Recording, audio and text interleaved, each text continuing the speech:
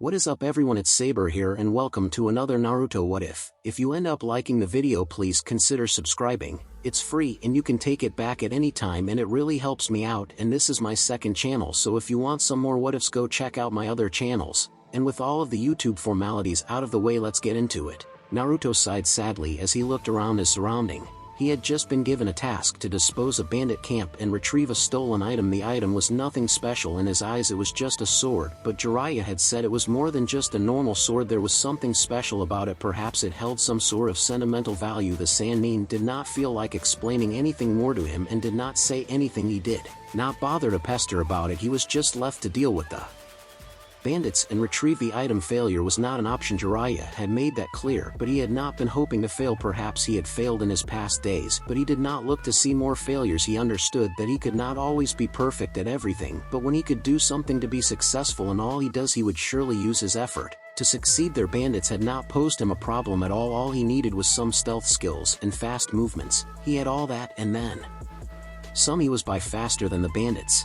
He was superior to them in all ways. He did not have to struggle with dealing with them. He had taken care of them in a flash. Bandits were not strong, they could be called weak. Even genins could handle without suffering loss. They were just untrained thugs who fed on those weaker than them. It was a bit of a relief that they were not that powerful. Had they been, women everywhere would definitely suffer because shinobi are superior to them. Bandits always stay away from their way. They know that should a confrontation be ignited, they would be killed. Some shinobi were merciless killers. To these kind of people, bandits were vile, truly despicable beings. They raped women till there was no life in them, and when the life had left them they would kill them as they were no longer of use to them. He could never understand what sort of human would laugh while the other begs for mercy. He could not stand something like that. But even so, when he could not stand something like that, he could not go around killing every bandit that existed. One may say that he was ridding the world of all that was evil, but he still believed that there was redemption. Nevertheless, he would not allow women to suffer because of this belief. If killing one bandit were to save countless women from suffering the horrors of being used as slaves, he would dirty his hands. The past men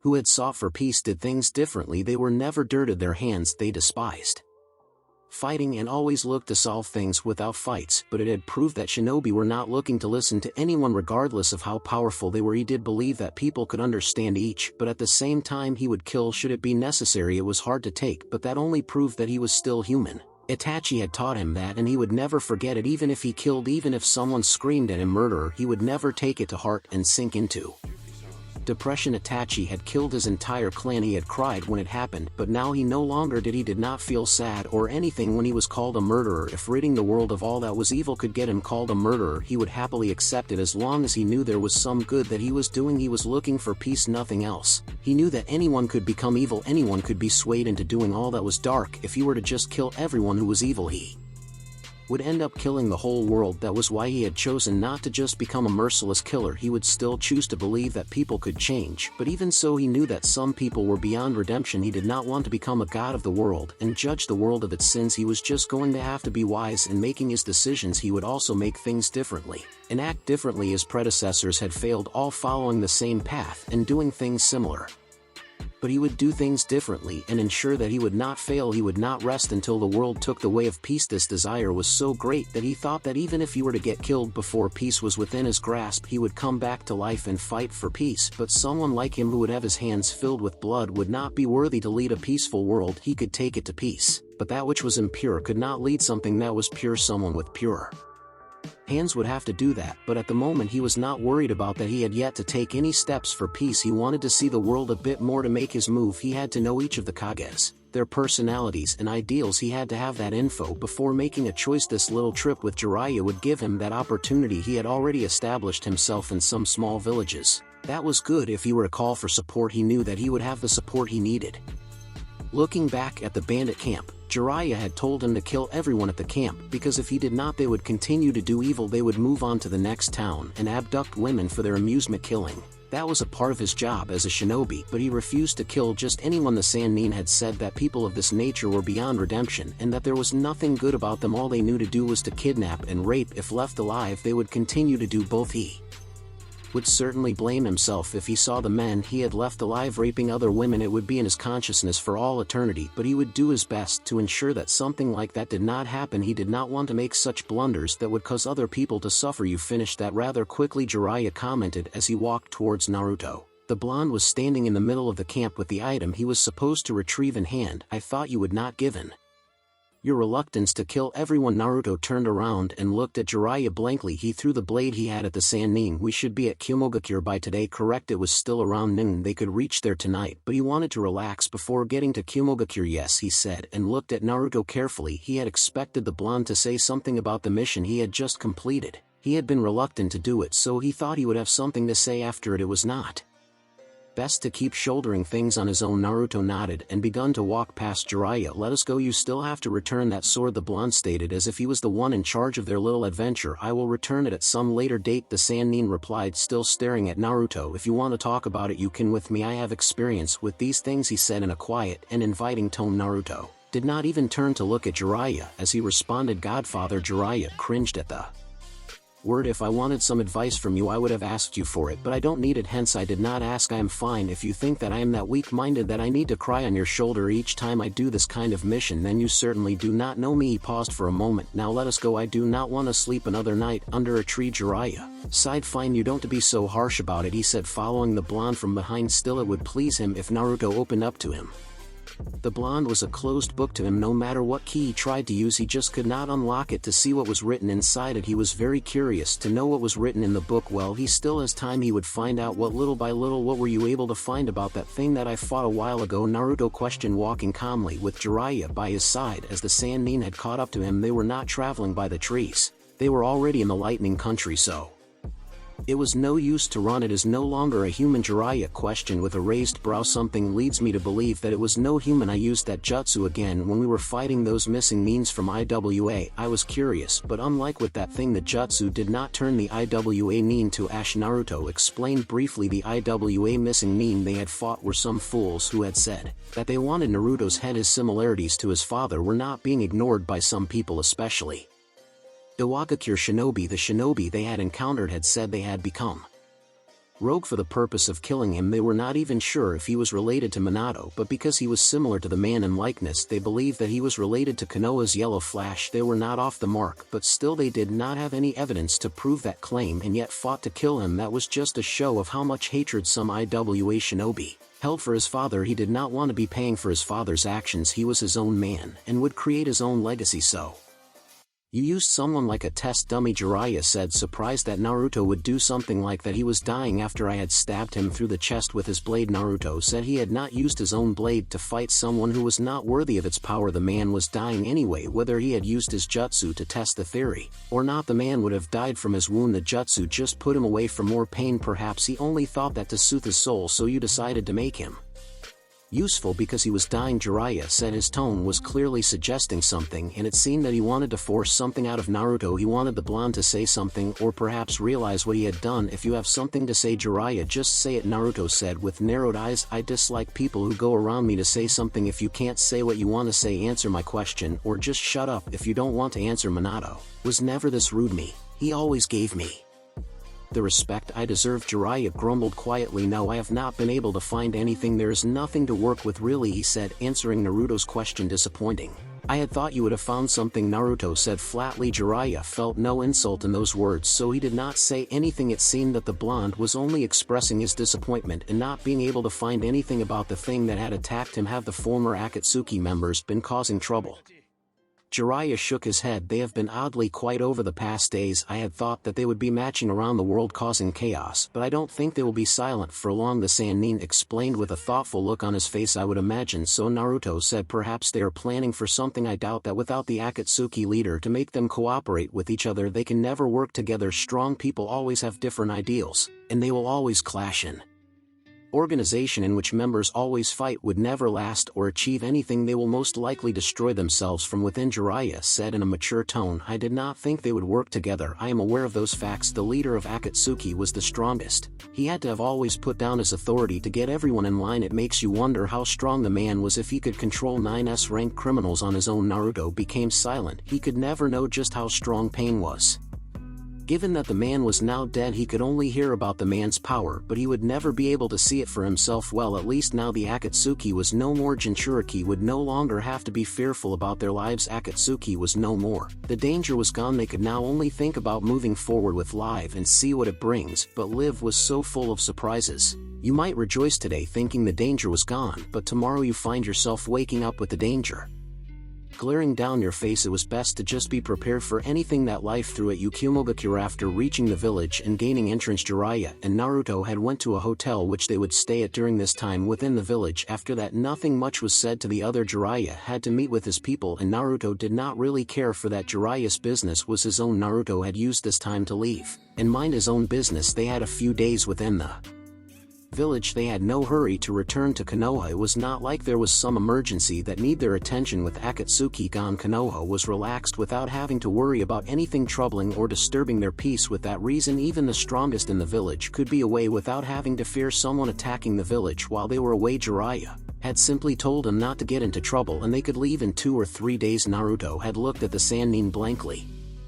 When he had told him not to get into trouble, it was as if he was some misbehaving child that needed to be reminded of where he was. Out of the two of them, he should have been the one to tell Jiraiya to behave his age instead of a child. Seeing that stare of Naruto at that time, the Sannin had accepted that perhaps those words weren't suited for Naruto. Perhaps the old Naruto would have surely done something to get into trouble, but this one was a lot more mature and smarter enough to realize that some things should not be done, especially since they were no longer in their home village. This was Kumogakure. They had to tread carefully so not to cause any trouble between this village and Konoha. The villages were already recovering from their strained relationship that had been caused when Kumogakure had attempted to abduct a Hyuga. This village loved bloodlines. People with bloodlines were treated specially in this village, but even so they lacked them. Unlike Konoha and Kirigakure, these two villages boasted the most bloodlines out of all the great 5 hidden villages. Despite being huge, Kumogakure lacked them, but the Hyuga incident had occurred during the Sandaime Raikage's tenure. Now, since it was the Yondaime Raikage leading the village, things had cooled down as the current Raikage had made efforts to calm the tensions. After Jiraiya had left the hotel, Naruto had applied a Hiraishin seal inside the room before leaving in a flash of yellow to the home he shared with Itachi, but upon arriving there he did not find the Uchiha. He figured the man might have gone somewhere else. He wanted to go see Konan before returning to Konoha, but there was still some time before he returned home. He still had to go to Kirigakure before going back, so he was not worried about anything. He had left a note to Itachi saying that he would be there at the hideout in 2 days. If Itachi were to return, he would find the note and wait for him to come. He did not want to be summoned by a Hiraishin kunai that would bring him questions should he be with Jiraiya when summoned. Currently, Naruto was at a secluded training ground within Kumo. It was no problem since he was not using the training ground. He was simply sitting there meditating, but he never got quite to enjoy his meditation. He was pulled to his mindscape. Naruto stared at the large eyes of the Kyuubi. It was very surprising for the beast to have called him. It never did that before. He was always the one to ignite the conversations with the beast, but they could speak without the other insulting the other, but still he was the one to come here. The Kyuubi had never pulled him here. What is it? He asked quietly. You felt it too, didn't you? The Kyuubi said in its deep tone while staring down at Naruto's small form. You have to be specific, Naruto responded without faltering his stare. He was used to the stare the Kyuubi always gave. He had no fears for it. It might be because he knew the beast could not touch him while it was still locked inside the seal. When you were fighting that man you now called a thing, the Bijou said. It was not bothered by Naruto's response. The blonde was not the one to waste time or beat around the bush. He was straightforward with his words. The evil chakra. Naruto said. Yes, I sensed it. What did you think of it? You have noticed that I have been curious about that thing since I fought it, Naruto said. The Kyuubi did not say anything since Naruto did not really ask a question. I felt traces of your chakra when I destroyed it. It was faint though, but I could never mistake your chakra. I sensed that too, the Kyuubi said, but that was not all that I sensed. It was not my chakra only, there were also other Bijou's chakra I was able to sense. Naruto was silent for a few moments. Are you saying that thing had your chakra and other Bijou's chakra? How would that be even possible? He was as calm as he could be when he asked the questions. I don't really know, the Kyuubi replied. I just thought I should inform you since you have been bothered by it. As those words left the Bijou's mouth, its eyes closed, signaling the end of the conversation. Naruto turned around and began to walk away from the Bijou. I should not be concerned about this since I destroyed that thing, but why do I have a sick feeling that this is not over? He questioned himself. Naruto kept his eyes closed, as continued to work on how it could be possible for that thing to have more than one Biju's chakra. While he was busy with those thoughts, he felt someone appear before him, but the person did not do anything. She merely stood there like they were observing him, and so Naruto went on with his thoughts. How could it be possible? He had never heard of anything like that before, and why did that thing come to him specifically? It had not spoken to him, it did not even say a single word. The chakra was anything like he had ever seen before. He was even denser than the Kyuubi's. Perhaps it was because, as the Kyuubi said, there was more than one Biju's chakra. Naruto sighed and opened his eyes as he felt that the person was not leaving him alone. He saw a beautiful blonde woman standing in front of him with both her hands rested on her waist. "And here I was thinking you would disappear if I just ignored you," he said honestly. Yujito merely shrugged at his honesty. "This is my training ground," she said. "If anything, I had thought if I stared at you for some time, you would disappear from my training ground and allow me to train. We would have been at an impasse if this was my home village," Naruto stated. "But I am just a visitor here and am trespassing in your place." He made no attempt to stand up as he spoke those words. It was like he was merely stating them, but he was not going to leave. "Yes, so what is it going to be?" Naruto looked thoughtful for a moment. "Considering that you did not kick me the moment you found me here and are still talking nicely to me,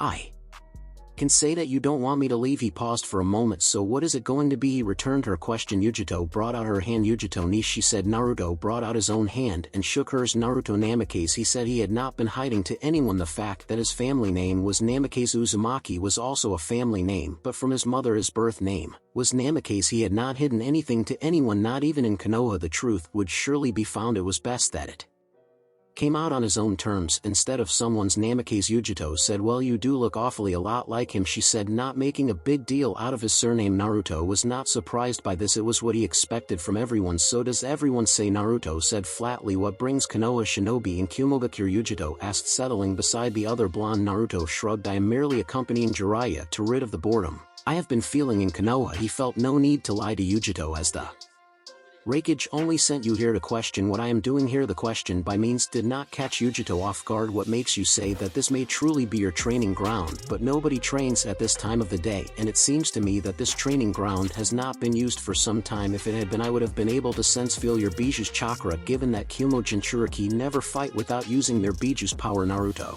explained calmly without pause. Yujito was not surprised that he knew she was a Jinchuriki. Well, everyone in Kumogakure knew she was a Jinchuriki. Her status was not hidden from the villagers. "You are right. I have not been training here in a few days, but I was not sent by Hokage-sama here. I just overheard him talking with his ANBU that the Jinchuriki of the Kyuubi and possibly the son of Konoha's Yellow Flash was in the village, so I just thought I would check you out. It is not every day that you meet another Jinchuriki from another village."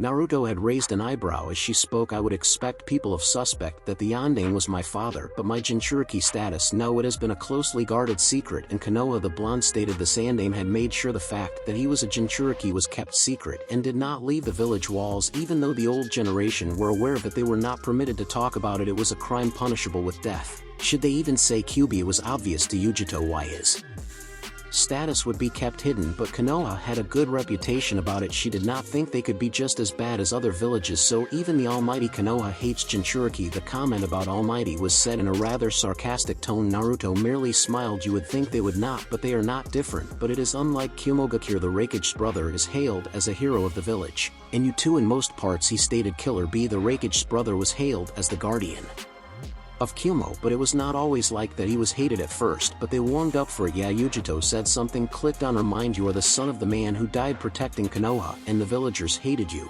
That must have been really hell at times." It was. Naruto admitted he was not going to tell her that he did not know that Minato was his father until after the Sound/Sand invasion, and he was only told by Itachi. Had it not been for the Uchiha, he probably would have been in the dark about his heritage. Even now Konoha was also not aware of the fact that his father was Minato. He doubted it would have made a difference if they had known, though perhaps if Minato was alive, but that was that it really does suck being a Jinchuriki at times, but it has its benefits, Yujito said, earning a small nod from Naruto. "Were you really bored in Konoha?" "Yeah, I had absolutely nothing to do than to have a few training sessions with two good people," Naruto responded, smiling at the thought of calling Guy and Lee good people. "Well, they were the most honest and hardworking duo he had ever known." "That does not sound too boring," Yujito said. "Well, that is unless you don't have a social life." Naruto shrugged. "People he would call friends were rather loud. They had no plans like he did. He forfeited his right to have fun and pursue of his dream. His peers were always thinking about having fun boyfriends and girlfriends. They did not think about world peace. Only Shikamaru did not have thoughts like the rest But even so, with his dream, it did not mean he would abandon his humanity. It was far from it. The thing was that he prioritized in finding peace first and having life as a young fellow. If he were to leave his goal, his heart would never find rest. He could never rest peacefully and forget about what really happened out there in the dark shadows. He may not be powerful enough to stop all evil, but he would gather all the power he needed and all the helpers he would need to make his dream come true. The two then continued on talking about this and that nothing serious was being said. Naruto was just pleased that he had managed to get to know another Jinchuriki. For his plans, he had to be familiar with all of them, if not most of them. Bijus were seen as means to balance the power between villages, but it was no longer like that. He knew what Jinchuriki go through in their lives. They would not be difficult to sway and get to work with him, but for now he would see out their personalities before making his dream known to them. With them behind him, his plans would be put into motion. Hey, do you want go and get something to eat? Yujito said calmly. Sure, why not? Naruto said, standing up. He could use something to eat. Time was flying fast towards evening. Shall we? Yujito stood up with a small smile on her face. I know a good place where we can eat. You will like it, she said rather happily. The following day, Naruto landed on the ground. With both his feet, he had just dodged another lightning jutsu from Yujito. She woman was very persistent and tireless in her efforts to hit him with her jutsus, but because he did not want to reveal too much of his strength, he was put at a disadvantage. The only thing he was any good at the moment was his speed. He was superior to Yujito in speed and was not foolish enough to make mistakes to be caught. He was always alert when fighting. He knew that Genjutsu would not work on her since she had a good relationship with her Bijou. Her beast would zap her out of it quickly. Should he succeed in putting her under one, it would make his efforts useless because he won't have the time to do what he wants to do. Yujito landed down on the ground a few feet away from him. She did not look too pleased at him. Her look was somewhat a glare. Come on, Naruto, I know we don't know each that much. We only started talking yesterday, but come on, this is becoming infuriating. If you keep playing this way, it is not like I am going to tell the Raikage of your skills or anything. You have not sensed that he is watching, have you? Naruto asked with a blank look across his face. The Raikage along with Jiraiya were watching their little sparring session from afar. He would have thought she had have sensed them, but he could guess that she was too focused on him than their surroundings. The Raikage and Jiraiya are watching now as we speak, Naruto said, pointing at his left side. A distance away, the said men were standing beside each other on top of a large rock.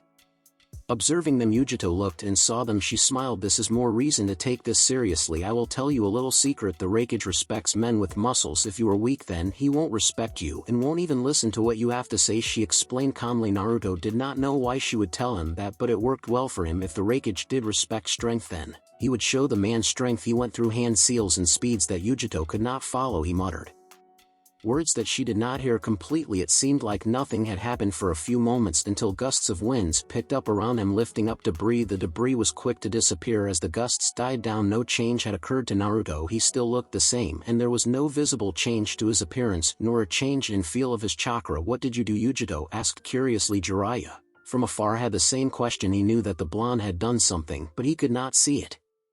He could also not feel anything, but something inside of him assured him that the blonde had done something. It was curious since he had never seen Naruto go those hand seals before. If he had released his resistance seals, he would have noted it. Perhaps he had released them. Attack me and you will find out, Naruto responded calmly. Yujito did not wait for a second invitation. She burst out towards the blonde in greater speed than she had been using before the takeoff, lifted up debris behind her as she sped towards Naruto. She reached him in less than a second. The blonde had not even moved a muscle. He merely looked at her calmly. Yujito was not arrogant enough to believe that she had simply moved far faster for him to react. She knew that he was planning something, but she was not going to stop her attack. She would just have to be extra careful and alert so not to get hit carelessly. She swung her left punch towards Naruto. In fast movement, still Naruto did not move. Just as he was about to be hit, he disappeared just like that. He was there this second, and in the same second he was gone. The movement was so fast that it shocked Yujito. Even the Raikage was greatly surprised. Naruto appeared behind Yujito and held out his right hand. As he gathered pure natural wind around his hand, he stopped midway suddenly and brought out his hand in front of him. He looked at it with a blank look. Seeing him busy with his hand, Yujito charged towards him.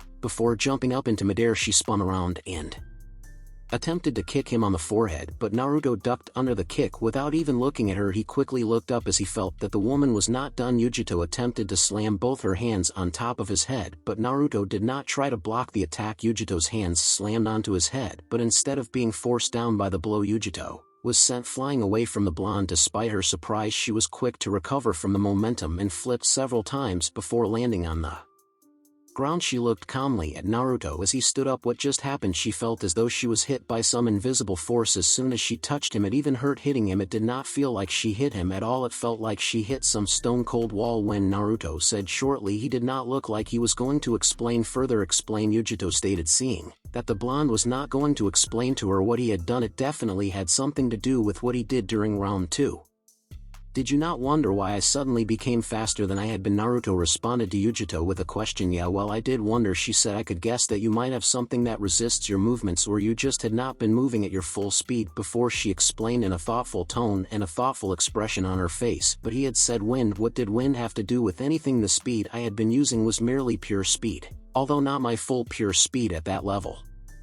You could have caught me if you wanted to. I can see that you are a lot faster than you have been letting on, Naruto stated as he held a single hand seal. The winds around him picked up again before spinning around furiously for a moment, and then they settled down. I was wearing wind like cloth. Doing so makes me light as wind, thus increasing my speed. You could call it a wind armor. It can repel physical attacks and ninjutsu. It is almost impossible to break through. He gave a light explanation of his technique, but there was a limit to it. Is it any different from the Raikage Lightning Cloak? The Raikage Lightning armor makes him faster than anyone, and his physical attacks deadly. It would certainly be interesting if Naruto had created a technique like his. They are similar, but the big difference is that mine is wind and it is designed as a defense technique and also increases my speed. It also gives me control over wind to a certain degree. How does it work? Naruto placed his hand on his forehead. A seal appeared all over his head and hands. Although Yujito could not see it, the seal was all over his body. I only completed this seal a few days ago and applied it. The seal is all over my body. As he spoke, the seal disappeared. The seal works as a conductor for wind. It absorbs the wind around me and makes it a part of me. The wind becomes my second skin. All my chakra is converted into wind chakra inside my body. The wind that is released is infused with my chakra when the seal is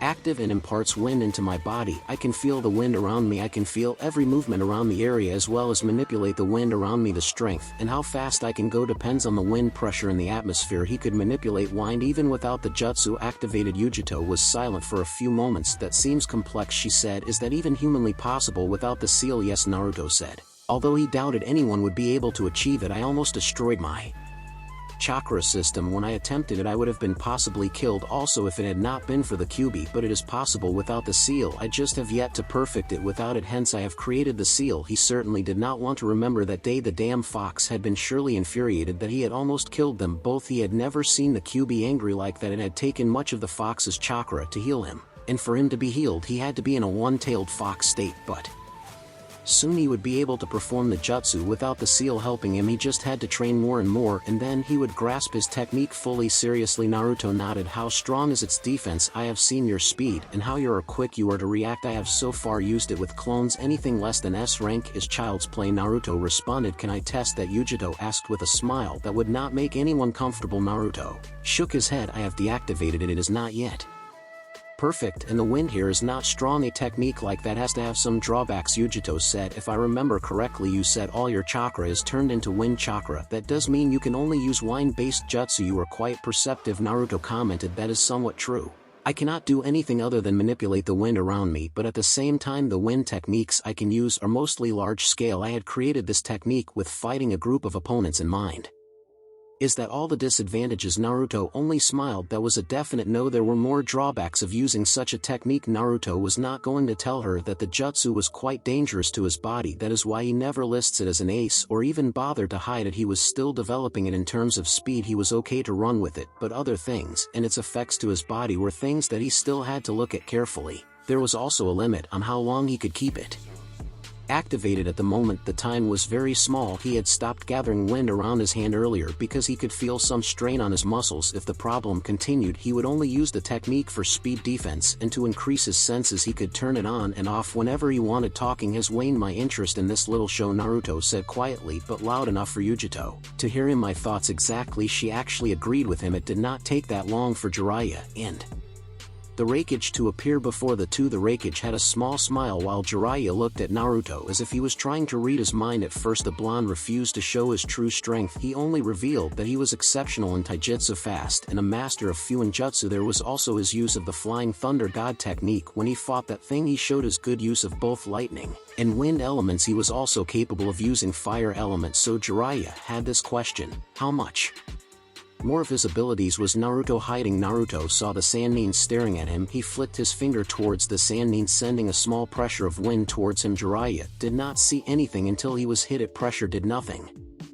Painful, it accomplished, making Jiraiya glare at the blonde. That is how much I can manipulate wind, Naruto stated. Now stop looking at me like that. That look does not suit you. Jiraiya grumbled something. The Hokage merely laughed, finding Naruto's interaction with Jiraiya amusing. You have an interesting boy, Jiraiya. He is not fun anymore. That did not seem to be a response to the Hokage statement. The man shook his head and looked at Naruto. If you have some impressive speed, I must test my speed with yours to see if I am still faster, but you will have to perfect your technique, he said. Minato had been the only shinobi to ever go faster than him. It would be interesting to see what his son could do. That sounds like a plan, Naruto said, smiling slightly. Perhaps I might relieve you as the fastest man in the elemental nations. You can try, the Hokage stated. Many have tried, but aside from your father, none have succeeded. Shinobi of these days are a lot more relaxed and lack the drive to become stronger. Unlike your generation, the current world without war has only brought about a weak generation. No one now can compare to the strength Hashirama had. It is not that it is impossible to reach the feats he reached. We of today lack the drive, Naruto stated, something that even surprised Jiraiya. But I have something that drives me. That is why I can stand here and say, the next time I return to this village, I will be faster than you with a jutsu of my creation. There was some silence after Naruto had spoken bold words. He did not scoff at Naruto's words. He accepted the challenge. What drives you, the Hokage asked curiously. Naruto merely kept his small smile as he responded, you will know after I have proved to be faster than you. Doesn't that make things interesting? Yes, it does, the Hokage said with a nod. Come on, Jiraiya, let us go back to my office and allow the kids to play. Jiraiya started to have some normal thoughts running through his head. Let me know if you are going to do something that might be attracting to my research with her, he stated with a perverted grin, looking at Naruto before disappearing with the Hokage. What did he mean by that? Yujito asked curiously as she had heard the Sannin speak. Naruto looked straight into Yujito's eyes. Knowing him, I would imagine he means to notify him if I were to do anything with you so that he could watch. Yap, he said it. What? It was not that she did not understand him. She understood his words clearly. She just did not think that he would say it aloud like that with a straight face. A day later. Are you always like this? Yujito commented as she looked straight at Naruto. They were on top of the Hokage tower, sitting comfortably. The blonde was going to be leaving in a few hours with Jiraiya. The Sannin had said he should meet him here because he wanted to say something to A before they left, but he had not seen the Toad Sage ever since yesterday when he gave him the message. It was not like he had even bothered to look for him. He knew that he would eventually make his way to the tower. These days I just prefer to be quiet, but I was not always like this. He smiled slightly, remembering his old days. He was sure loud and annoying back then. He had been told that a few times by many people, but even so he was quite crafty. Those are the days when he was young and naive. He had always thought that everything would turn out the way he wanted them to, but not everything worked out the way you wanted them to. Sometimes things just spat you out and reject your ideals. Nothing much had worked out for him during those days. He was quite pathetic in everything. At least he had a kind heart and a warm smile, but his experience had taught him much. Without experiencing what he has experienced, he would have never thought of trying to change the world. He would have simply let it be the way it was, but because of those experiences he knows the true nature of the shinobi world. There were some positive from his hateful childhood. Yujito was interested in hearing what Naruto had been like in his younger days. From these days she has been with him, he has been acting a lot more mature, perhaps more than many people. She knows he did not always speak, but when he spoke she had to listen to him. So how were you like before this? Seems interesting given that fond smile on your face, she stated. He indeed had a smile on his face. There's not much to tell, Naruto said. Actually there were many things he could tell her. He had done a fair number of crazy things in his genin days. He just was not going to tell her everything. But I was probably the loudest genin in Konoha. I was often called Konoha's #1 unpredictable shinobi. My clothing was orange and I was always looking for attention. I did anything to get attention, either be provoking people or painting someone's shop. Anything passed as long as I got some response from it. I was stupid then. He then explained a few things to Yujito, who listened inventively. You seem to have had a lot of fun back then, she said after the blonde had finished speaking. Well, the fun was part of it. There was also the loneliness, which was no surprise given that he was a Jinchuriki. You could put it in that way. Naruto said he had his share of fun, that is if you call going around the village causing mass chaos and then to have a number of ANBU run after you. They were always chasing him. Well, at least he learned something from those days running around the village. Had him have the village's map imprinted within His head, you know, after seeing how fast you can go, it is not hard to believe that you could outrun ANBU's Yujito said. The blonde had proven to be very fast, even faster than her speed. Like what Naruto has shown is not something that takes a year to achieve. Well, that is what she believes anyway. You would not believe it if I told you that 3 years ago I could not be counted in the list of fast genins, Naruto said. Looking up at the heavens, the sky was sometimes cloudy in this village, but it all made for a nice view. When he looks up at the sky, the heavens were peaceful.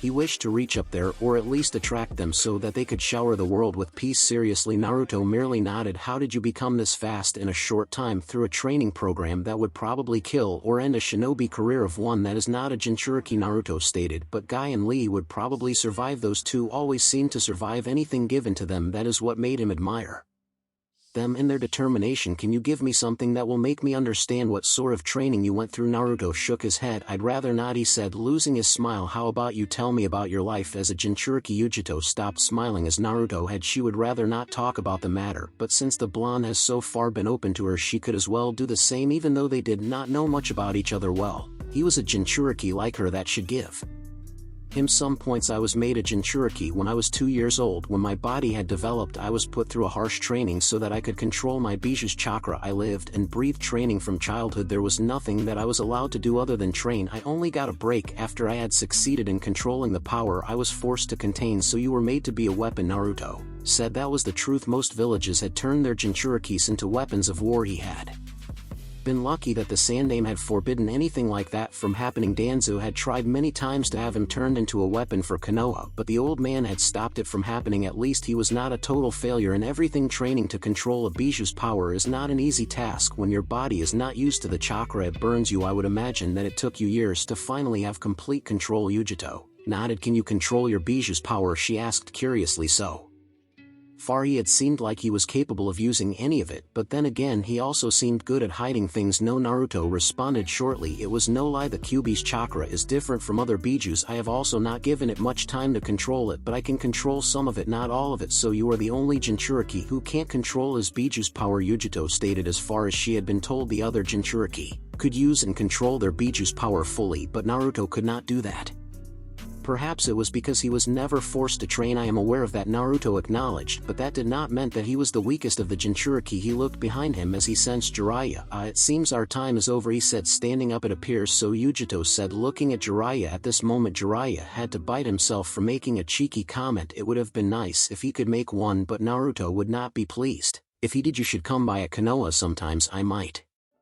Yujito smiled. But you are still gone? Come back again, right? Yes. I still have my match with the Raikage. He looked at Jiraiya before looking back at Yujito. I will see you then. With that he disappeared. Jiraiya also followed shortly, but not before winking at Yujito. Naruto and Jiraiya, I should have taught you about women, Jiraiya said as he caught up to Naruto. You do not leave a woman like that, Naruto. Naruto started without even looking at the Sannin. I do not need lessons from you, Jiraiya shrugged off the response from Naruto. Although I do think you were a little bit friendly to Yujito. You show no interest in any of the women in Konoha, or in anyone for that matter. Perhaps it is because Yujito is a Jinchuriki. What are you suggesting, Jiraiya? Again the Sannin shrugged. I am not suggesting anything. His eyes narrowed at the Raikage. You lied to the Raikage. You are faster than him. When using narration you also made sure to hide the fact that you could use it. Instead you showed a new technique. You did it on purpose, knowing that the Raikage was watching and he would take some interest. You, Naruto eyed the Sannin. For what purpose, I wonder? Jiraiya looked at Naruto with a curious expression on his face. The blonde had changed more than he had thought one would be capable of. In 3 years, when Naruto had been nearly killed by Sasuke, he had seen that the blonde had changed. His near death at the hands of his friend had caused him to experience pain that was so much than the pain he had felt upon being pierced by a Chidori. Sasuke had messed up things for both of them. Well, at least now he was grounded within Konoha, but the Uchiha had been turned into nothing but a merciless killer working for Root, and the normal ANBU was not doing the Uchiha any good. Well, at least working with Kakashi had driven some morals into his head. He could be a nice person to some degree. He had seen the boy a couple of times with Kakashi and they seemed to get along well to some degree. Tsunade was always worried for the blonde ever since he returned, but he could only hope that Naruto had changed for the best. Being an idiotic child of a shinobi would have done him no good. It would have simply led to his premature death. Added to that, Naruto was way too naive for a Jinchuriki. It was not a good thing, but now he knew that The blonde was no longer naive, he was smart and calculating. He may not look to be calculating, but he had seen it when he looks at some interesting people. The blonde always measures them up. There was also that thing with the rakeage. He could understand befriending Yujito as she was a fellow Jinchuriki. The two of them could share much about their different lives and what they had to encounter after being made human sacrifices, but the fact that since Naruto returned has never seemed to be interesting in making friends made him think otherwise. But he could understand that Yujito was also a woman, a desirable woman for that matter. He shook his head, clearing his thoughts. It was not good to indulge in those kinds of thoughts. This could only bring him trouble, and without peace of mind there was no problem, especially when he knew that Naruto was not the one to be plotting evil. He was far better than that. Despite the obvious change in attitude, Naruto was still Naruto. He may have gotten rid of his naivety and stupidity, but he was still his godson and Minato's son. He did not believe that someone with those relations could be evil. He smiled at those train of thoughts. He was happy that at least he was here to stand with the blonde at this time. He still had many years as an active shinobi ahead of him, so no matter what he would always make sure he was behind Naruto, watching his every move. It was far better than anything. Naruto looked at the Sannin. He saw the smile the man had, but he did wonder what got the man smiling. He looked away. If Konoha and Kumogakure were to clash, which would take victory? He asked curiously. Jiraiya was surprised at the question, but responded nonetheless. It would be hard to tell. Kumo has two Jinchuriki who can control their Biju's power while you can't. They also boast the fastest man in the shinobi world. They have a host of shinobi, more than any other shinobi village, but quantity does not always mean quality. This is where Konoha excels. Our shinobi are trained far better than Kumo's. Well, Kakashi's generation anyway. Your generation is quite relaxed. Konoha still has us two Sannins, and our Toad summons the Sannin. Gave his response. Kumo would still have the advantage with Killer Bee and Yujito. Naruto said if those two transform into their Bijus they would certainly lay waste to an army. That is, if unless we who are adept to seals seal away their Biju's power. Kumo has no renowned seal master to boast about. Jiraiya nodded. If you could not fight a Jinchuriki you could always seal away their power. One just had to be good with seals and have the power to get close enough to activate the seal. But we still have the Hiraishin. We need only to have you in the front lines and have you flood the enemy lines with your special kunais. Then we would also have an advantage without even putting our shinobi in the line. He paused for a moment. It would only take me to battle with Raikage. The man may be fast, but I am a sage. He sounded proud of that fact. There were no other sages he could speak of, so it would be a hard battle that would cost multiple lives. Naruto stated it was best to make sure that nothing happened between the two villages that would provoke a war. You are proud of your sage power, he stated, eyeing the Sannin. Jiraiya smiled. It was not easy to gain it. It actually took me some time to learn it and be able to use it. Being able to use senjutsu puts you above anyone else. Perhaps one day you will see me using it, then you will see the power of Sage Mode. Last time I heard from the Toads you did not perfect it and actually need the Toads to activate it. Naruto said he just wanted to see how Jiraiya would react to that. The expression may be amusing to him. He was not anything sadistic, though he had been told of how long it took Jiraiya to learn senjutsu, but even after that time he was never able to master it. Despite being unable to master it, he had been told that the Sannin was very powerful when in Sage Mode, and that he had never lost a battle in that state. Jiraiya eyed Naruto. The blonde had talked with the Toads about senjutsu. There was a possibility that he had been trained, but Naruto was too young for it. He doubted the Toads would have trained him even with his maturity. Even if they had decided to train him he would have been told about it. He was the contract holder with the Toads. They would never do it without telling him. I could have perfected it. He defended his failure. I just did not have enough time to continue with the training, and after some time I never bothered to perfect it. It is not an impossible task for me. I could do it if I want. So you say? Naruto responded with a nonchalant wave of his hand. Are you saying that I can't master senjutsu even if I wanted? Naruto shook his head. You are one of the legendary Sannins and boast powers comparable to Kages. You are capable of fighting 2S rank criminals in your own with your Sage Mode. Something easy as absorbing natural energy could never be a task for such a man. The tone was so calm and reserved one could never be persuaded to think that the comment was sarcastic, but the truth was that Naruto was mocking him. He was not joking about the fact that Jiraiya was a powerful shinobi in Sage Mode. No, he knew the power of senjutsu, and for that Jiraiya would always have his respect. By those kinds of words I could say that you have trained in senjutsu and actually found it easy. I do find it hard to believe, though. He shook his head. The Toads would have told me if they decided to train you in something as important and powerful as senjutsu. They certainly would have. Naruto responded. That is, unless they had been told not to. Jiraiya was forgetting that they had refused to even tell him where he had been after he had left the man to train somewhere where he eventually met with Itachi. How long do we have till we reach the Wave Country? They were currently heading to Wave Country to board a ship to Kirigakure. Jiraiya had decided to take the long way around since he was in no hurry to return to Konoha. With the Akatsuki gone, there was nothing much interesting to do other than keep track of the information going around the elemental nations, but it was sometimes better to enjoy the peace before some idiot or power-hungry fool started to go around causing chaos. If trouble were to start, he would have been busy trying to get as much information he could, and working hard to protect Konoha and its interests. It kept him busy, but having to go all around killing people was not enjoyable. He would rather do his research than fight, but of course if it was fighting for Konoha he would drop everything. We should be there tomorrow night in our current pace. Jiraiya responded in a thoughtful tone. They are still within the Fire Country border, but not far from the borders of the Wave Country. The two were walking rather than use the trees to travel at fast speeds. Naruto nodded,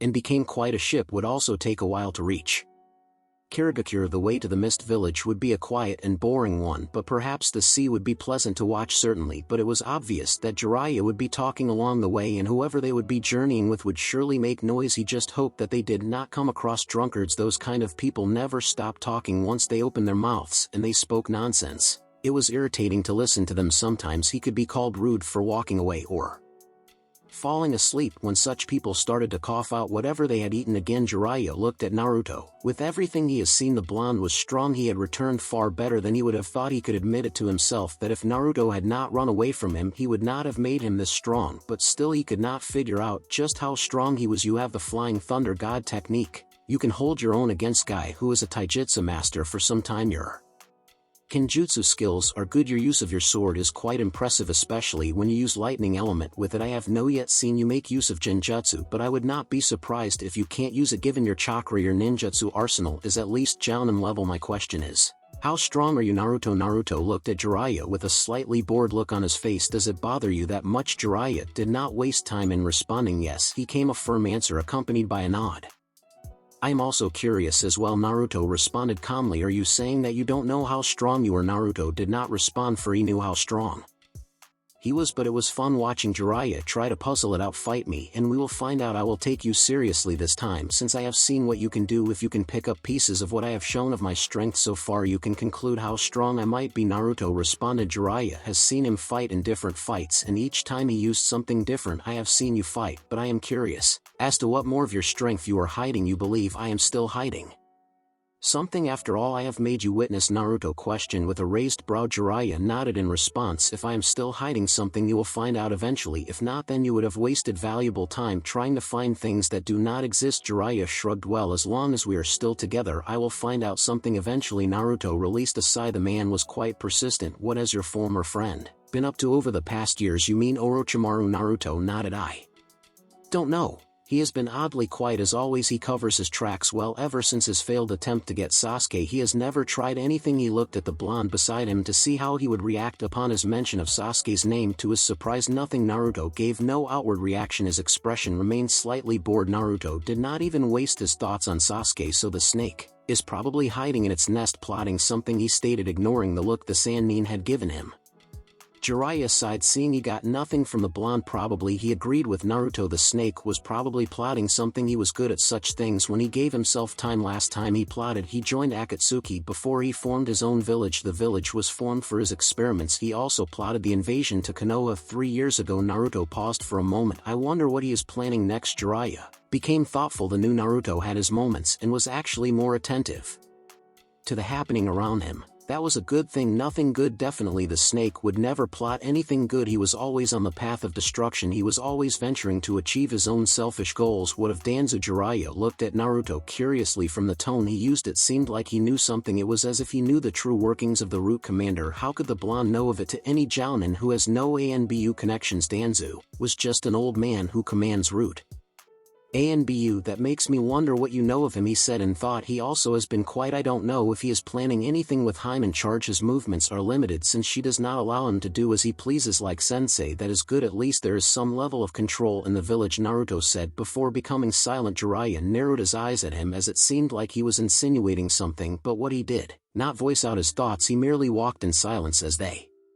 continued on their path to the Wave Country. The Wave Country, this does bring back some memories, Naruto stated, looking straight at the Great Naruto Bridge with a fond smile on his face. They had finally reached the Wave Country in their slow place. It was certain that they would not automatically get inboard a ship towards the Mist Village. A ship had its own time for hitting the sea and traveling towards its destined location, so They would have to book their way on the ship and wait for the day it finally boards, but given that Karagakure was out of its civil war and the wave was no longer being ruled by Gata, the shipping business was very much active. This meant that they would only be delayed by a day or two, but even if they were lucky they would still get a ship before nightfall. Jiraiya would not want that, though he would want to stay for the night and leave the following day. The rest of the day would be probably spent on drinking and spending money of physical pleasure in his peeping activities. The man was shameless in all that he was. He did not hide his perverted nature. He was in fact proud of it and proclaimed it whenever he felt like it. Well, at least he was no longer that brat who the Sannin would rob money to pay for useless things. Jiraiya used his own money to pay for their hotels and some meals, but he usually paid for the meals he ate, since whenever they found a hotel the Sannin would disappear of the hot springs to peep on naked women. He would spend the night out lying somewhere drunk. Well, at least there's some people he knew in this country. It would not be a complete boredom. He had been here before. The bridge of this country was named after him. He was the hero of the wave country. It was amusing that his weak and pathetic young self was able to become a hero of this village even when he was that stupid. Had it not been for the Kyuubi he would probably have been killed. No, Haku would not have done it. The boy hated killing. He would have simply put him in a death state like he did with him. Jiraiya looked at Naruto's smile and smiled too. You can still smile like that, he stated, slightly happy. It was not like Naruto never smiled, it was just that it was never done in front of him, and on the rare occasions he had caught the blonde smiling, the smile would simply disappear as soon as he spoke. He was surprised though this time Naruto's smile did not vanish, it stayed on its place. He felt kind of disappointed because he had thought it would end. It did not. This place was the place I completed my first air rank mission as a genin, Naruto stated in a calm tone. I am sure even a Sannin would smile upon remembering his first air rank mission. Naruto responded in a quiet tone that gave away nothing of his thoughts. My first air rank mission was done long ago, Jiraiya said, looking thoughtful. During that time Izanade and Orochimaru were still teammates. They worked together during those days. The latter Sannin was always weird, but he was his teammate and friend. Those were the good days where he would always try to imitate Orochimaru because the man was a genius and he was stupid funny. He and Naruto were like that in some ways. That much is obvious given your age. It felt like Naruto was taking a swipe at his age, but again Jiraiya ignored it. The blonde did not even seem to be interested in seeing how he would react, but the Sannin guessed that he knew that the words played within his head. Well, at least my first air rank mission was as not bad as yours, the Sannin stated. Even though they were still young when they did their rank mission, theirs was far better than Naruto's. You were probably more prepared and trained. I would not imagine that the Sandaime during those days would have neglected teaching you, and given the fact that you and Orochimaru still call him sensei, I would say he had trained you well, Naruto explained quietly while the two were still standing in the middle of the bridge. Jiraiya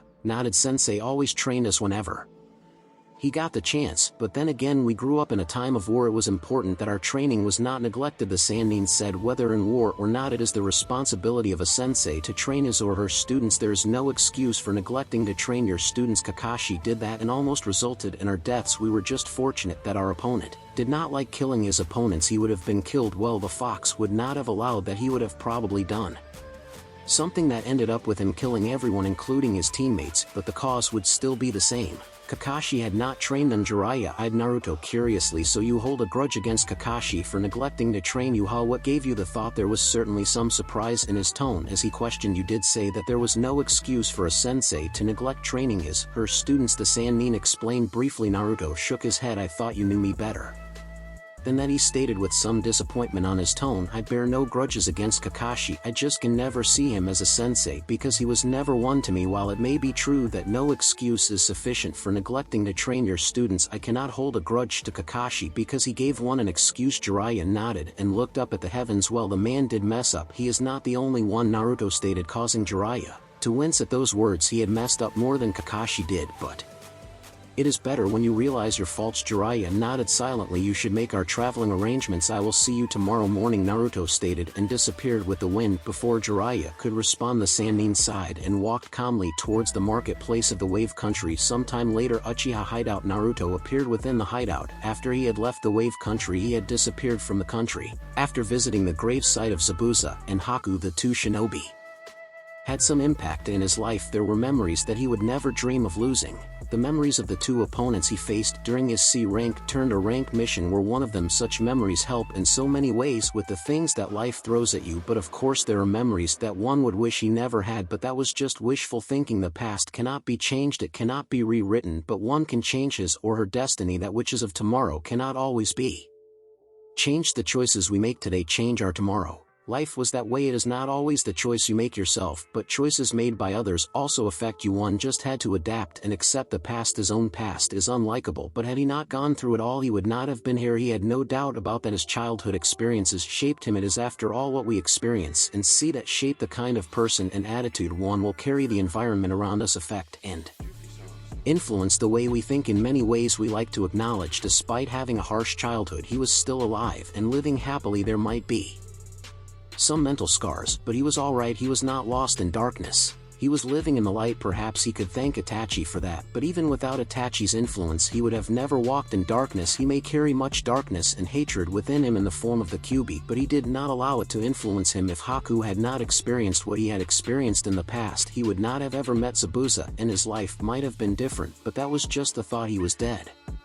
now, and there was nothing that could be changed. What could be done was learning from his life and taking the lessons seriously. Haku had gone through an unlikable childhood as him, but their choices were different. Well, not so different. Haku chose to be loyal to Zabuza, as he had saved him and given him a reason to live. He chose to remain at Konoha and protect that which tormented and despised him. He knew his home, the sacrifices that had been made. He could not let the sacrifices go to waste. Only when you have someone precious can you become stronger. Haku had said to him the ideal was true. When you have someone precious to you, can you become strong to protect that which is precious to you? One will always strive hard to achieve power so that she can be strong enough to protect those precious to you. But there was a problem with that ideal.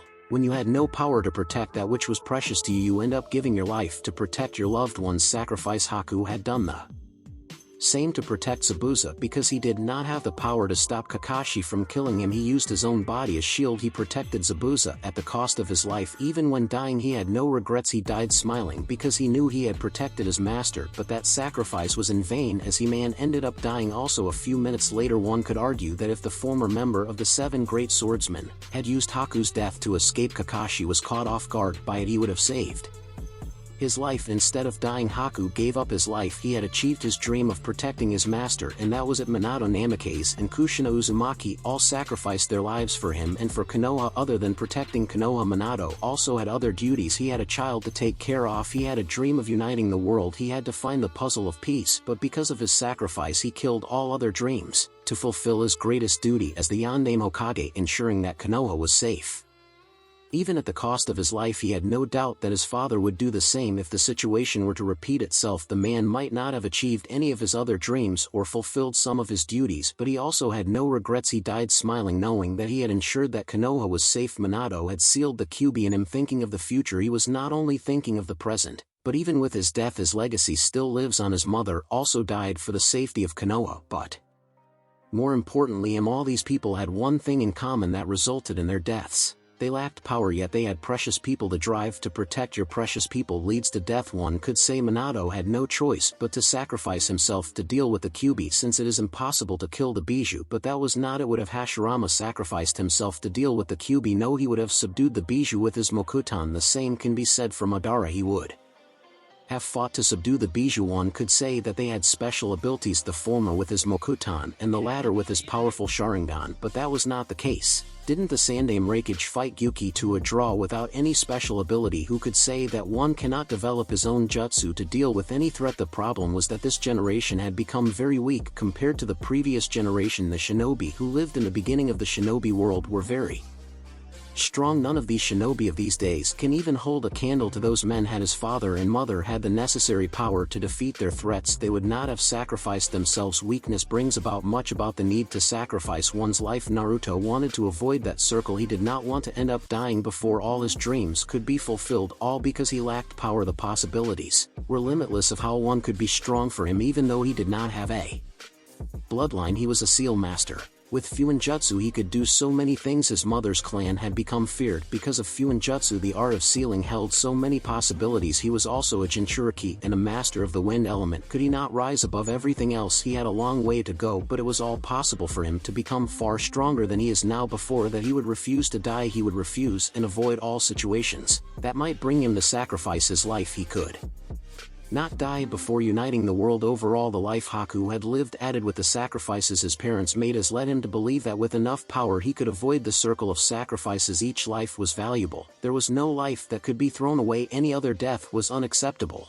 He would not die a meaningless death, but life was unpredictable. Just when you think you would not die, death just shows up and grins at you. His life was full of many things. It was itself a proof that life was unpredictable and did not go the way you always want it to go. It was almost like there were some supernatural beings that were screwing with everything. It was like they waited till you seemed like you would make it and then bring in something that would make sure you fail. If there were such beings, they were probably planning his end. Already shaking his head, Naruto walked outside the house as no one was inside.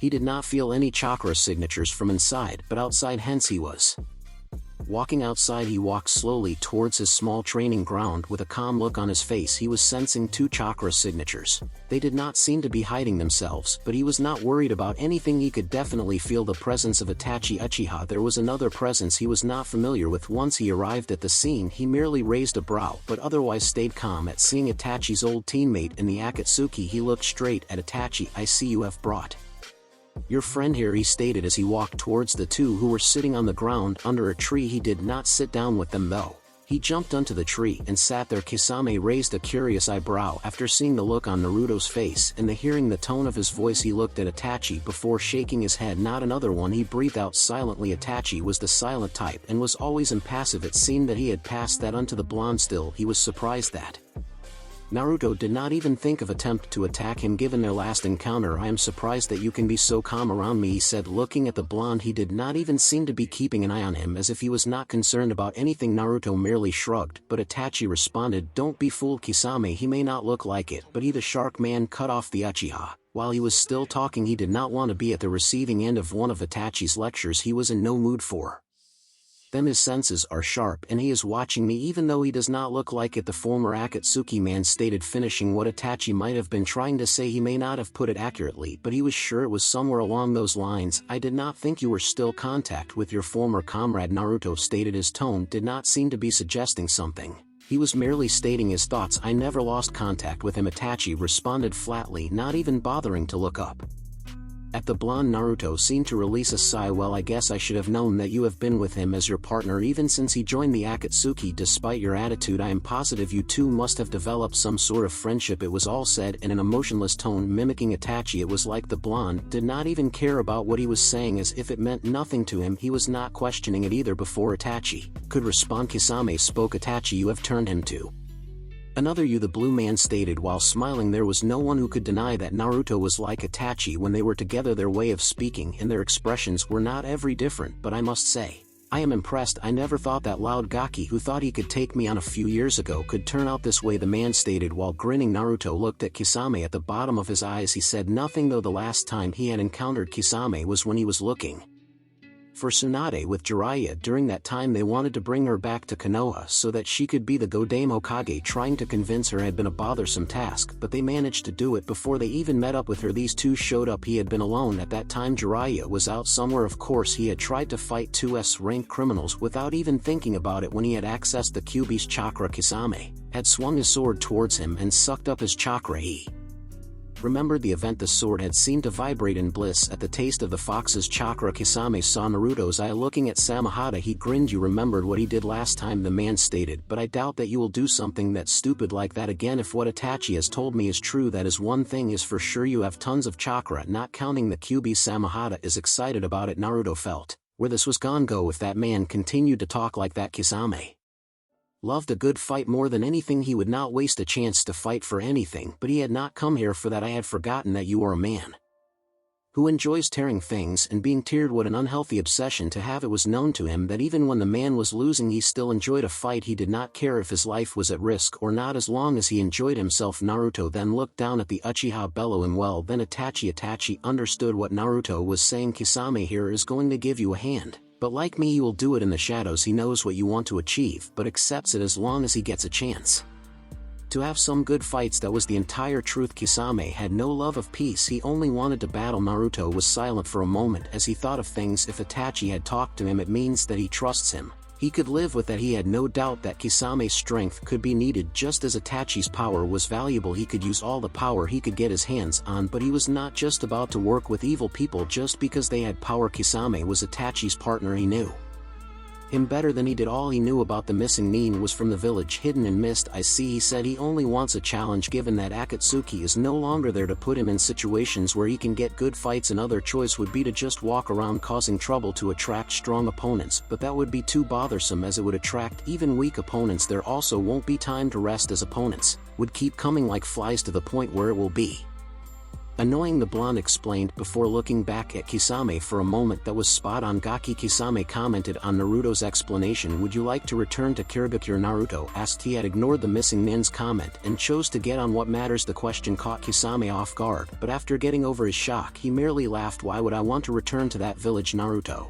looked back at Itachi. It was merely a curious question, and I wanted to see your reaction to the question. He paused for a moment. I cannot stay here for too long. I left Jiraiya at the Wave Country. Despite the fact that he will be moving to due to his business, he will also try to look for me, the blonde stated. Itachi nodded. How have you come so far? I have laid the foundations in Kumogakure. I should return there after some time to start building. I was only able to befriend Yujito during my time there, but I was unable to locate Killer Bee anywhere in the village. I looked almost everywhere, but could not find him. He shook his head. He had looked for the Jinchuriki using his hinged shadow clones while he kept busy with Yujito, but it does no matter. I should see him next time I play with the Raikage. You were fruitful in your first trip, Itachi noted. Well, that is to be expected. He did wonder how the blonde was able to get it done. It did not matter anyway. He was going to find out sooner or later. It was not that difficult. A man such as the Raikage is predictable, Naruto stated. If I did not know any better, I would say you were plotting some manipulative scheme, Kisame commented, but unfortunately he was ignored. You did not just befriend Yujito for your own agenda. I hope, Itachi stated calmly. Once one started to use people, it could influence your choices, and you may end up doing it without even realizing it. He did not want Naruto to go that path and make rookie mistakes. What do you think of me? He did not even sound hurt by the question, but he was a little amused by it. Of course he was not some manipulative shinobi. Yujito was a Jinchuriki like him. Despite her being useful, he had always wanted to befriend all those that were like him. They shared the same pain and carried the same burden in different scales. He would never use someone like that, especially a sweet woman like Yujito. I was merely making sure. You tend to be unpredictable sometimes, Itachi responded calmly without any emotion. That may be true, Naruto admitted. The manipulative path only leads to a dark road ahead. That path will only reward one with pain and bitterness. It may prove fun at the beginning when you are playing with other people's emotions and lives, but there will be day. Itachi nodded. When will you return so that we may visit Konan? I have to visit Kirigakure first. I don't know how long I might take there. Jiraiya has often told me that the Mizukage is a desirable woman, so we spend some time there. He also had his own foundations to lay in the village, but after everything I will leave Jiraiya alone. When we decide to return to Konoha. He did not say anything more. He disappeared in a yellow flash. You have raised an impressive kid, Itachi. He may surpass you one day, Kisame commented. He was always like that, Itachi stated. I just helped bring up the real him that he was suppressing with his need for attention. He maybe have already surpassed me. We have never fought in an all-out battle. He had never used his Susanoo while fighting the blonde. At the same time, Naruto has never used his Sage Mode. He knew the capabilities of his Susanoo, but he also knew the destructive power of Sage Mode. Naruto was also faster than him in pure speed. What more could he do when going all out? Aren't you exaggerating a bit, Itachi? I mean, he is just a brat. Itachi shook his head. You will see with your own eyes soon enough, the Uchiha stated, looking at his friend Otogakure. It was all that could be heard throughout one of the hideouts in Otogakure. The laughter was so evil, filled with such malice, that everyone who heard it started to fear for their lives. The laughter sent shivers down everyone's spine. Orochimaru was laughing in a very evil way that did not comfort anyone, but even if you did run, the sound of the voice would surely hunt you wherever you ran to. There was also a great possibility that the man himself would hunt you down to kill you. The snake Sannin could do that. There was probably nothing that could hide from him. It was not that the walls of the hideout had never been tormented with such malicious laughter before they had, but this laughter was reaching new bounds. Orochimaru had never laughed so hard. The laughter unnerved even Kabuto, who had seen his master do all sorts of things. He took a single step back unconsciously when the snake Sannin started creeping the atmosphere with the laughter. If it was possible, the air they were breathing would have run away too. Because of the laughter, he knew that his master was capable of many things. Orochimaru's power alone was not why he was loyal to him, but the man was also evil to the core. He was far more used to scenes like these more than anyone else, but this was also at another level. Well, he was sure that out of everyone within the hideout he was faring better. He was not that scared, he was just unnerved a bit. Orochimaru finally stopped laughing, but still maintained the sickest grin Kabuto had ever seen from the man. Well, he did have all the reasons to be happy. He had achieved the greatest masterpiece he had never created. Something of this nature before something so perfect. Kabuto, this is magnificent, isn't it? The snake Sannin questioned while grinning madly. Hi Orochimaru-sama, this is far the greatest thing you have created. Kabuto responded. Looking in front of him there was a man. He was at the same height as Orochimaru and his skin was fair. He had short spiky black hair. He wore black jeans, black shinobi boots, and a black cloak that reached about his ankles. He also wore black fingerless gloves. One would just say he was just a normal beautiful shinobi. He did not even look masculine, but Kabuto knew better than that. This was a weapon by Orochimaru. It started as a human, but it longer was a human. Not after all that Orochimaru had done to the body. Orochimaru did not feel insulted with Kabuto's words. It was indeed that true that this was by far the greatest invention he had created. He could not deny that all his previous creations could not be compared to this. This being was at another level. This thing should be the strongest being in the shinobi world. I have to admit that even I cannot compare to its strength given my current condition. Well, not unless he puts his body under what he has put through. This one he could be superior to this weapon. Yes, he would surely do that. It would never satisfy him to create a minion that was stronger than him. His current body was also weakened severely, but that did not mean that he was by any means weak. This creation is majestic, no doubt about that, Kabuto stated as he pushed his round glasses. But are you still going to give it to Danzo? It would be dangerous giving him something like this. You did say that you were not expecting it to become this powerful. That fool would cause a war to arise in just a few days. After I have given it to him, having something as this powerful would cause him to become even more greedy than he is, Orochimaru stated with a snort. He lost his grin for a moment, before it appeared in full force again. So you are not going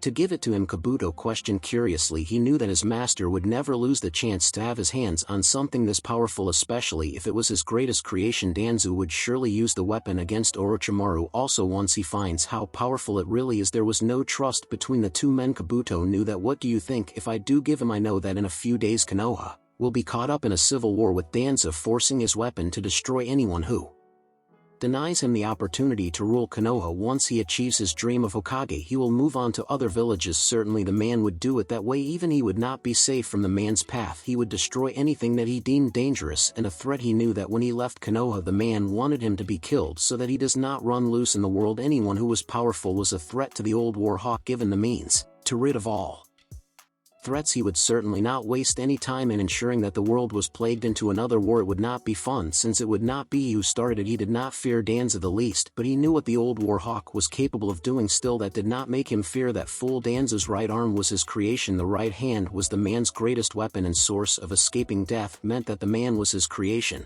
but if you don't give him the weapon you won't get the Sharingan. Kabuto pointed out a fact. The fact that Orochimaru had even spent much time creating this weapon was because he had been promised the Sharingan. I could give the weapon to Danzo and have him reward me in turn, Orochimaru stated, but that fool will betray me after getting the weapon. It is not that he and his pets can actually succeed in killing me despite my current state. Kabuto nodded. If you can escape with your life you can hand over the weapon, but the issue is that you don't want to give it to him. Did you not make it so that you could activate your own control over it even when Danzo is controlling it? I did, Orochimaru replied shortly. He would never make a mistake of forgetting to do something like that, but Danzo knows that I would do something like that, so the moment I leave him alone with it he will try to find my ways of controlling his weapon and he would probably succeed. The man was crafty and had many ways of making things go his way. He had worked with him for a long time during his time at Konoha, but that did not mean that he could outsmart him. He just knew the risks when dealing with Danzo. Kabuto was thoughtful for a moment. You could use the weapon to force Danzo to give you the Sharingan, he stated with a grin of his own. The weapon was powerful enough to deal with Danzo's ANBU. He could also land a hand in the confrontation. There was also a clone of the weapon that Orochimaru had created. It was mindless though. Danzo would ensure that he dies with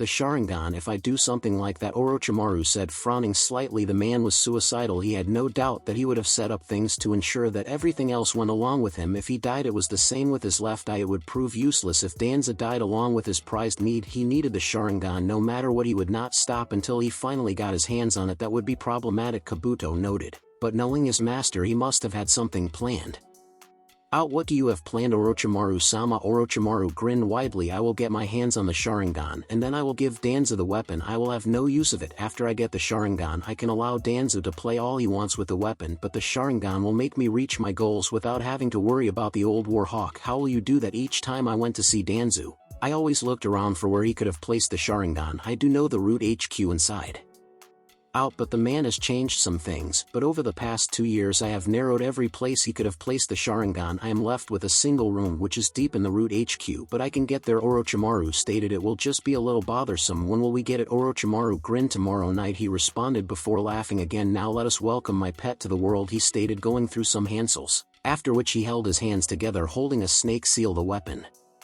Then opened his eyes. They were pure black. It was somewhat creeping looking at them. Orochimaru would agree to that. The weapon looked at the snake Sannin for a moment. While being motionless, the Sannin merely smiled as he watched his pet. Controlling this thing is a little harder than I thought, he admitted to Kabuto. I had thought it would be easy given all the research you went through on perfect control of a subject and the fact that your cursed seal is within its body. Kabuto responded clearly surprised, but nonetheless calm, just as his master was. I had thought so too, but the thing has a mind of its own and it is not driven by instinct, and its chakra is denser than mine. It makes controlling it a bit hard, but not impossible. The snake Sannin stated it would be unacceptable if he could not control his own creation. This was also something he could not use fear or manipulation to be loyal to him. Controlling it this way was the only way. Kabuto looked at his master. He really seemed to be struggling, but that could be faulted on his current state. He should not be doing something like this, but rather he should be in bed sleeping. The weapon then released some explosives chakra that weighed down even Orochimaru. The pressure of the chakra caused the ground to shatter where he was standing and also caused multiple cracks around the walls. It did not look to be bothered by it, nor did it seem to have released much chakra. This worried Orochimaru, because he had not instructed it to do it. His control over the weapon was slipping away little by little. He could not have that. He increased his own chakra to gain more control over the weapon. Doing that caused negative effects on his body. Kabuto was quick to notice it as he very perceptive to his master. Orochimaru-sama, you should not do that, he stated, not wanting his master to give pressure to his body and stress it. It would not be good for his health. Be quiet, Kabuto. I am trying to concentrate here, the snake Sannin stated as the weapon began to walk towards him. Orochimaru grinned even wider as it was doing exactly what he wanted. The weapon stopped in front of him suddenly and held out its right hand. Orochimaru, he stated in a calm tone that did not even sound demonic as his eyes shit. Orochimaru cursed, realizing that the weapon was far beyond his control. In his current state he was no longer in control of it. What is wrong, Orochimaru-sama? Kabuto got the answer when in an instant, the right hand of the weapon formed and released a beam of dark energy that hit the snake Sannin dead on. Orochimaru was too close to the blast that he could not effectively dodge it. The blast released by the weapon sped towards the wall and hit it before drilling right through it. The blast created a large hole on the wall and its footsteps could be clearly seen on the floor. The weapon did not even give another look. It merely disappeared within a cloud of darkness. Orochimaru-sama, Kabuto called as he rushed towards his master. What was left of him, the jutsu, was the one that hurt Naruto, but this one was a lot stronger, and so it took out Orochimaru and nearly killed him. His body from waist downwards was missing, so was his right shoulder. I can survive this, the snake Sannin hissed. The blast was not enough to kill him, but it was enough to render him immobile. He really should have not used his lab rats for creating something like this. It was one of those times for Kabuto when he saw that his master would die if something was not done. The current state was pitiful. Orochimaru was far stronger than this, but a single blast and he was reduced to this. It was these times that he thought of just finishing him for his own good. He could not bear to watch his master suffering like this. Many could be in this kind of condition, but his master should not. It was unacceptable to see a strong man like Orochimaru reduced to this. What are you thinking, Kabuto? Orochimaru questioned, seeing the look on Kabuto's face. The subordinate of his then became expressionless before moving his hands towards his face. What are you doing, Kabuto?